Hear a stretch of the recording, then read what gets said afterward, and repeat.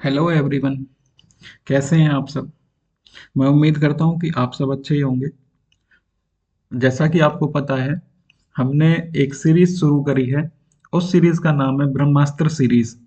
उस सीरीज में हम लोग कवर करेंगे एचएसएससी के ग्रुप सी व ग्रुप डी में पूछे जाने वाले मैथ के सारे चैप्टर्स के इम्पोर्टेंट क्वेश्चंस, और एचएसएससी ने जो पीवाईक्यूज पूछे हैं वो सारे, एंड मोस्ट एक्सपेक्टेड क्वेश्चंस हम लोग इस सीरीज में डिस्कस करेंगे। ठीक है। तो आज की जो वीडियो होने वाली है वो आपकी नंबर सिस्टम की होने वाली है।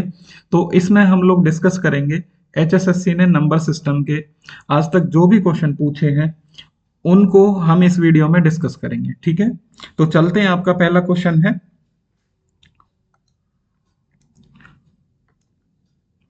पहला क्वेश्चन आपसे क्या कहता है कि अगर दो संख्याओं का योग 40 है। ठीक है। देखो आपको, जब हम लोग मैथ के क्वेश्चन सॉल्व करेंगे पेपर के दौरान, तो हमें सबसे ज्यादा ध्यान रखना है कि काम होके पहले अपना क्वेश्चन पढ़ना है ध्यान से। क्योंकि एचएसएससी के जो आप मैंने जो नोटिस किया है उसमें एचएसएससी जो क्वेश्चन पूछता है ना, वो क्वेश्चंस आपके उनका जो सॉल्यूशन होता है वो आपके क्वेश्चन के अंदर ही होता है। जैसे इस वाले क्वेश्चन को करेंगे हम, तो कैसे करते हैं देखो। वो आपसे कह रहा है कि अगर दो संख्याओं का योग 40 है तथा उनका गुणनफल आपका 375 है। ठीक है। तो वे संख्याएं कौन सी होंगी। ठीक है। हमें एक्स वाई मान के इसको सॉल्व नहीं करेंगे हम लोग। ठीक है। कैसे करेंगे वो मैं आपको बताता हूँ। भाई वो आपसे क्या कह रहा है कि अगर दो संख्याओं का योग 40 है। ठीक है। पहले तो हम देखेंगे भाई दो संख्याओं का योग 40 है। ऑप्शन सी, 16 और 24 हो गए 40, 20 और 20 हो गए 40, 30 और 10 40, और 25 और 15 हो गए 40। ठीक है। अब आपसे क्या कहता है कि भाई इनका गुणनफल जो है 375 है। क्या है? 375 है। अब हम देखेंगे कि 375 में इकाई का अंक क्या है। इकाई का अंक है आपका 5। ठीक है। गुणनफल करते हैं तो इकाई का अंक 5 आना चाहिए आपका। ठीक है। अब आप देखेंगे भाई यहाँ पे इकाई का अंक क्या आएगा, 6 और 4 की गुना करेंगे तो यहाँ पे आएगा क्या, 4 आएगा, 24 का 4। तो ये तो आपका कट गया। इधर करेंगे 0 आ जाएगा, ये भी कट गया। इधर करेंगे 0 आ जाएगा, ये भी कट गया। और 5 की गुना करेंगे 5 आएगा। तो आपके पास सिर्फ ऑप्शन सी ही ऐसा बचा है जिसके जिसकी गुना करने पे हमें क्या मिलेगा, इकाई का अंक 5 मिलेगा या 375 हमें मिलेगा। ठीक है।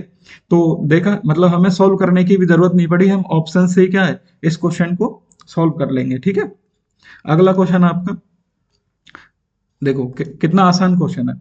वो कहता है कि लगातार तीन समप्राकृतिक संख्याएं के वर्गों का योग 200 है।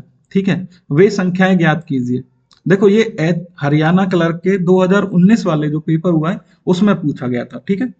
तो जैसा कि मैंने आपको बताया कि भाई हम एचएसएससी ने आज तक जितने भी एग्जाम्स लिए हैं उन सब में पूछे गए क्वेश्चंस, उसके अलावा जो हम हमारी ओर से मोस्ट एक्सपेक्टेड क्वेश्चंस हैं वो सभी इस ब्रह्मास्त्र सीरीज में हम डिस्कस करेंगे। ठीक है। तो वो कह रहा है कि भाई लगातार तीन सम प्राकृतिक संख्याएं हैं। एक तो लगातार है, ऊपर से सम संख्याएं हैं। अब देखो सम संख्याएं कौन सी संख्याएं होती हैं। भाई वो संख्याएं जो क्या होती हैं, दो से भाग होनी चाहिए। क्या होनी चाहिए? दो से भाग होनी चाहिए। ठीक है। दो से कंप्लीटली भाग होनी चाहिए। ठीक है भाई। भाई जो संख्याएं कंप्लीटली दो से भाग हो जाएंगी वो होती हैं सम संख्याएं। अब देखो हम ऑप्शन से देखते हैं भाई। एक तो लगातार देखना है। अब देखो 8 9 10 लगातार तो हैं लेकिन 9 क्या है, विषम संख्याएं। ऑप्शन ही कट गया। 7 8 9 भाई इसमें तो इसमें भी विषम संख्याएं हैं, ये भी कट गया। 9 7 10 लगातार नहीं है, विषम है, ये भी कट गया। अब देखो 6 8 और 10, देखो लगातार सम संख्याएं हैं। ठीक है। हमारे पास एक ही ऑप्शन बचा है, ये इस क्वेश्चन का आंसर। ठीक है भाई। अगला क्वेश्चन आपका, क्वेश्चन नंबर 3, इनमें से कौन सी अभाज्य संख्या है। ठीक है भाई। ऑप्शन दिए हुए हैं आपको 12 7 9 और 4, इनमें से बताना है आपको अभाज्य संख्या कौन सी है। देखो सबसे पहले आपको पता होनी चाहिए कि भाई अभाज्य संख्या होती कौन सी है।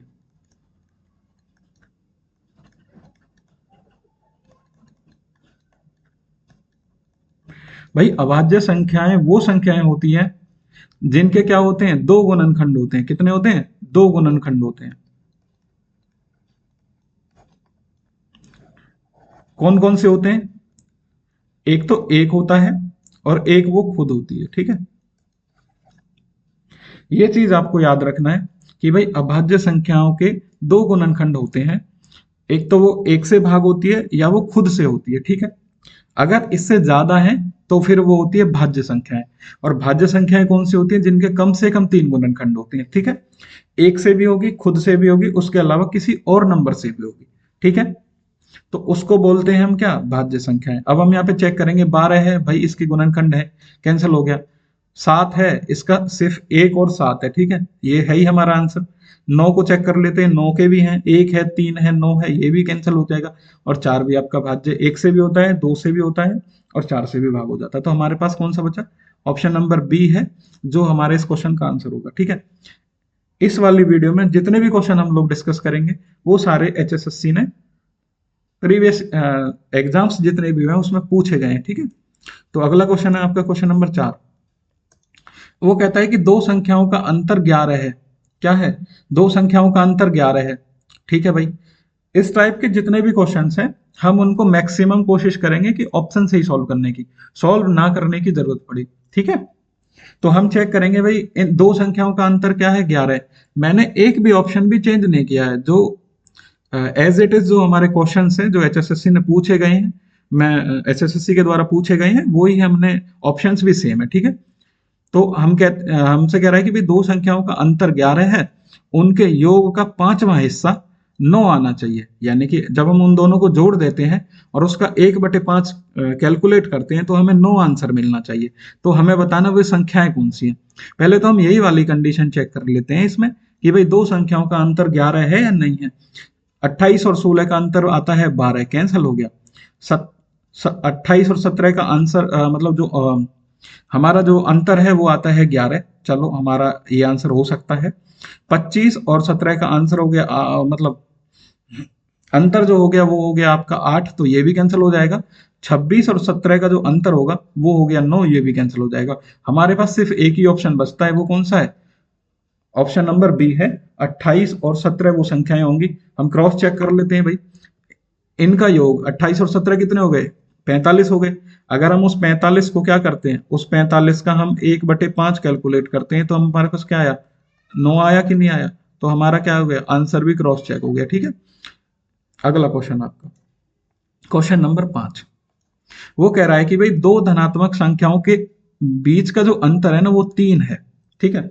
दो धनात्मक संख्याएं हैं, उनके बीच का अंतर आपको बता दिया कि भाई 3 है और उनके स्क्वायर का योग 369 है। तो उन संख्याओं का योग क्या होगा वो हमें बताना है, ठीक है। उन संख्याओं का योग क्या होगा वो हमें बताना है इस क्वेश्चन में, ठीक है। तो कैसे करेंगे भाई, हमारे पास दो संख्याएं हैं, हमने एक मान ली x और दूसरी क्या मान ली y, ठीक है। अब हम क्वेश्चन के हिसाब से चलते हैं, दो संख्याओं के बीच का अंतर, तो हम कह सकते हैं x माइनस वाई की जो वैल्यू है वो आपकी कितनी है, 3 है। उनके स्क्वायर का योग x की पावर 2 प्लस में y की पावर 2, और उसकी वैल्यू कितनी दी हुई है हमें, 369 दी हुई है। आपसे कह रहा है कि इन संख्याओं का योग क्या होगा। इन संख्याओं का योग का मतलब हो गया x प्लस वाई की वैल्यू क्या होगी, ठीक है। यहाँ पे हम क्या करेंगे, एक फॉर्मूले का यूज करेंगे। वो फॉर्मूला क्या है कि x प्लस वाई का होल स्क्वायर प्लस में x माइनस के वाई का होल स्क्वायर, ठीक है। और वो किसके बराबर होगा, 2 टाइम्स ऑफ x की पावर 2 प्लस में y की पावर 2, ठीक है, इसके बराबर होगा।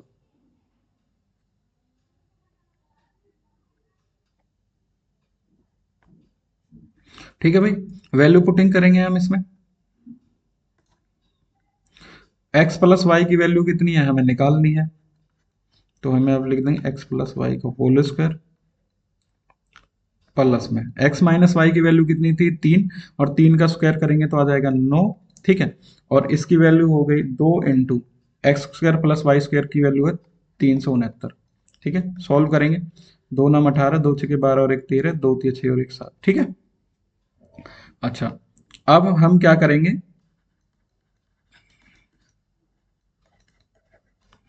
x प्लस वाई का होल स्क्वायर, ठीक है, बराबर है आपका 738 में से ये 9 घट जाएंगे इधर, ठीक है। ये बचा आपका 729। हमें निकालना है x प्लस वाई की वैल्यू। क्या निकालनी है? x प्लस वाई की वैल्यू। कैसे निकालेंगे? हम क्या करेंगे, 729 का यहाँ पे जो स्क्वायर है ना, इधर चला जाएगा स्क्वायर रूट के। तो 729 का जो स्क्वायर रूट है वो आपका आएगा कितना? 27। कितना आएगा? 27। यानी दोनों संख्याओं का जो जोड़ आएगा वो आएगा क्या? 27। ठीक है। तो आपका ऑप्शन नंबर कौन सा हो जाएगा? सेकंड हो जाएगा, ठीक है। अगला क्वेश्चन आपका क्वेश्चन नंबर 6, ठीक है। वो क्या कह रहा है आपसे कि वह सबसे छोटी संख्या ज्ञात करनी है आपको, जिसे किसी संख्या में हम जोड़ें तो वो हमें एक पूर्ण वर्ग संख्या मिल जाए, ठीक है भाई। हमें बताना है कि भाई हमें ना 4 ऑप्शन दिए हुए हैं। इन 4 ऑप्शंस में से ऐसा कौन सा एक नंबर है जिसमें हम कुछ जोड़ देते हैं तो वो हमें पूर्ण वर्ग संख्या प्राप्त होगा, ठीक है। अब हम ऑप्शन से इसको चेक कर लेते हैं। भाई 36 है। 36 क्या है? खुद ही एक पूर्ण वर्ग संख्या है, उसमें कुछ जोड़ने की जरूरत ही नहीं है, कैंसिल हो जाएगा। 64 भी एक खुद पूर्ण वर्ग संख्या, इसमें भी जोड़ने की जरूरत नहीं है। 69 पूर्ण वर्ग संख्या नहीं है, इसमें जोड़ेंगे तो क्या हो जाएगा? हमें भाई एक पूर्ण वर्ग संख्या मिल जाएगी। और 81 क्या है? खुद एक पूर्ण वर्ग संख्या है, ये भी कैंसिल हो जाएगा। तो हमारे पास सिर्फ बचेगा कौन सा? ऑप्शन नंबर सी बचेगा। यानी कि 69 एक ऐसी संख्या है जिसमें हम कोई भी छोटे से छोटा नंबर जोड़ देंगे, ठीक है, तो क्या हो जाएगा भाई? वो पूर्ण वर्ग संख्या बन जाएगा। और जो 3 ऑप्शन है वो आपके ऑलरेडी पूर्ण वर्ग संख्या है, तो वो वैसे ही कैंसिल हो जाएंगे, ठीक है। तो एचएसएससी इस टाइप के क्वेश्चंस जो है एग्जाम्स में पूछती है, ठीक है। इसके अलावा हम वो सारे क्वेश्चंस डिस्कस करेंगे इस सीरीज के उसमें जो हम एचएसएससी ने आज तक पूछे हैं।